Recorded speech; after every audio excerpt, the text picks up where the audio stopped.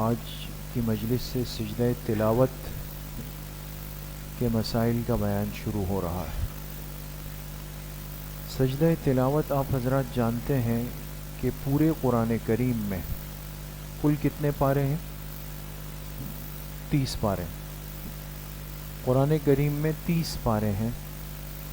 ان 30 پاروں میں 14 مقامات ایسے ہیں یا 14 آیتیں ایسی ہیں کہ اگر کوئی ان آیات کی تلاوت کر لے تو اس پر واجب ہو جاتا ہے کہ وہ ایک سجدہ کرے گا، چاہے اسی وقت کرے چاہے بعد میں کرے، لیکن اس آیت کی تلاوت کرنے کے بعد اس کے ذمے ایک سجدہ الگ سے مستقل کرنا واجب ہو جائے گا۔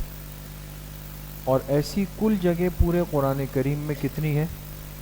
14 ہے۔ آپ نے دیکھی ہوگی نا، 14 مقامات کل ہیں پورے قرآن کریم کے اندر۔ سب سے پہلا جو آیت سجدہ ہے، اگر آپ نے غور کیا ہو، وہ کون سی سورت کے آخر میں ہے؟ سورۃ الاعراف کے آخر میں، نواں پارہ ہے سورۃ الاعراف کی آخری آیت۔ اس کے بعد سورۃ الانفال شروع ہو جاتی ہے، اور جو سب سے آخری سجدہ ہے قرآن کریم میں وہ ہے سورۃ العلق میں، سورہ اقرأ بسم ربک الذی خلق جو ہے، اس میں سب سے آخری آیت سجدہ ہے۔ بات سمجھ میں آ گئی دوستوں؟ تو کل آیات سجدہ کتنی ہے؟ 14 ہے۔ ایک بات اس کے ضمن میں اور بھی سمجھ لیں کہ آپ کو قرآن کریم میں ایک سجدہ اور ملے گا جو سورۃ الحج میں ہے۔ سورۃ الحج پارہ نمبر 17، اس کی آخری آیات ہے یا ایھا الذین آمنوا ارکعوا واسجدوا واعبدوا ربکم۔ تو آپ کو قرآن کے کنارے پر ملے گا کہ یہ بھی آیت سجدہ میں شمار کیا گیا۔ تو اگر اس کو آپ ملائیں گے تو پھر 14 نہیں رہیں گے، بلکہ پھر کتنے ہو جائیں گے؟ 15 ہو جائیں گے ہمارے احناف کے ہاں۔ اور یہ یاد رکھیں، احناف کا مطلب میں نے پہلے عرض کیا کہ چونکہ یہ ایک مسائل کی مجلس ہے، مسائل کی بات چل رہی ہے، اور مسائل کے اندر ہمارے ملک کا جو تقریباً طبقہ ہے وہ فالو کرتا ہے امام اعظم ابو حنیفہ رحمۃ اللہ علیہ کو، کہ وہ مسائل جو حضرت امام صاحب رحمۃ اللہ علیہ نے قرآن اور حدیث سے اخذ کیے ہیں، یہ نہیں کہ اپنی طرف سے خود بیٹھ کے بنائے ہیں، قرآن اور حدیث سے، تو ان مسائل پر جو لوگ چلتے ہیں تو کہتے ہیں بھئی یہ فقہ حنفی والے ہیں۔ بات سمجھ میں آ گئی؟ تو یہ کوئی ایسی بات نہیں ہے کہ جس میں انسان شرمائے۔ پوری دنیا کے اندر 4 مذاہب اس اعتبار سے چلتے ہیں، فقہ حنفی، فقہ شافعی، فقہ مالکی اور فقہ حنبلی، اور ان چاروں فقہ کے اندر کے جو مسائل ہیں وہ قرآن اور حدیث سے ماخوذ ہیں۔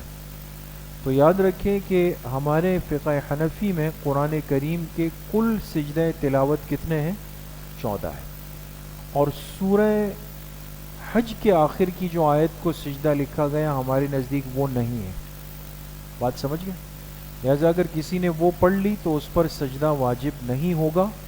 اگر کسی نے لا علمی کی وجہ سے، ناواقفی کی وجہ سے کر لیا ہو تو کوئی مسئلہ بھی نہیں ہے کہ اس کی وجہ سے کوئی خدا نخواستہ کوئی غلط ہوا، لیکن وہ سجدہ انسان کے ذمہ واجب نہیں ہوتا ہے۔ ایک بات۔ دوسری بات یہ یاد رکھیں کہ چاہے کوئی بندہ سجدہ تلاوت کی آیت پڑھ لے یا کوئی سن لے، پڑھنے سے بھی سجدہ واجب ہوتا ہے اور سننے سے بھی ہوتا ہے۔ اسی لیے ہم قرآن کے درس میں اکثر آپ نے دیکھا ہوگا، درس کے دوران جب وہ جگہ آ جاتی ہے تو ہم اس کی وضاحت کرتے ہیں، اس لیے کہ بہت سارے ساتھی وہ آیت سن لیتے ہیں پھر وہ جا رہے ہوتے ہیں۔ تو یاد رکھیں کہ وہ آیات جو سجدہ تلاوت کی ہے، اگر کسی نے اس کو اپنی زبان سے پڑھ لیا تو اس کے ذمے بھی سجدہ تلاوت واجب ہے، اور کسی نے اگر اس کو براہ راست سن لیا، کان کے اندر آواز چلی گئی، اب چاہے وہ کہے جی میرا تو کوئی ارادہ نہیں تھا سننے کا، ارادے کا مسئلہ نہیں، آیت سجدہ اگر کان کے اندر آ گئی اور سن لی تو سجدہ تلاوت اس شخص کے ذمے بھی واجب ہو جائے۔ بات سمجھ میں آ گئی دوست؟ تو یہ واجب ہے، اور آپ جانتے ہیں کہ اگر واجب کو ترک کیا جائے، واجب کو چھوڑا جائے تو اس سے گناہ لازم آتا ہے۔ لہذا اس معاملے میں یہ احتیاط یاد رکھیں۔ الحمدللہ بہت سارے احباب تلاوت کرتے ہیں اور ہم سب کو کرنی چاہیے، اللہ سب کو توفیق نصیب فرمائے۔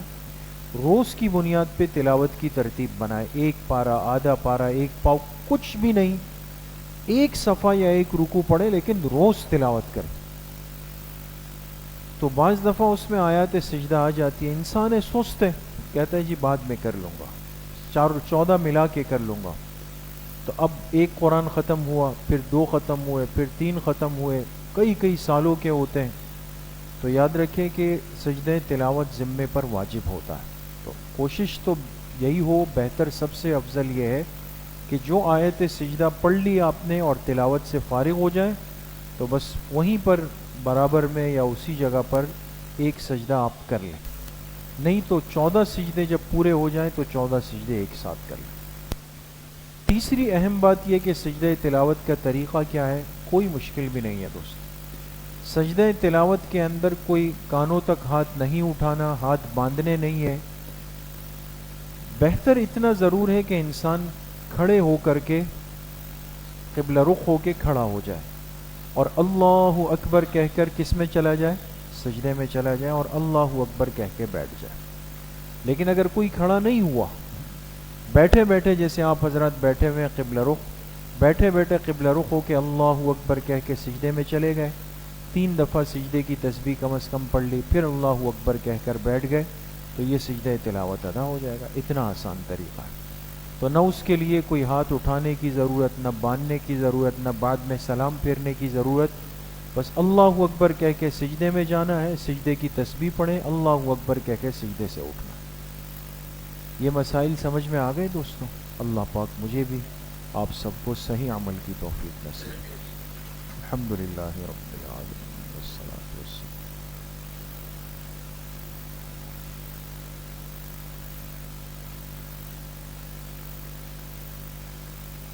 وصلی اللہ وسلم علی نبینا محمد وآلہ واصحابہ اجمعین برحمتہ۔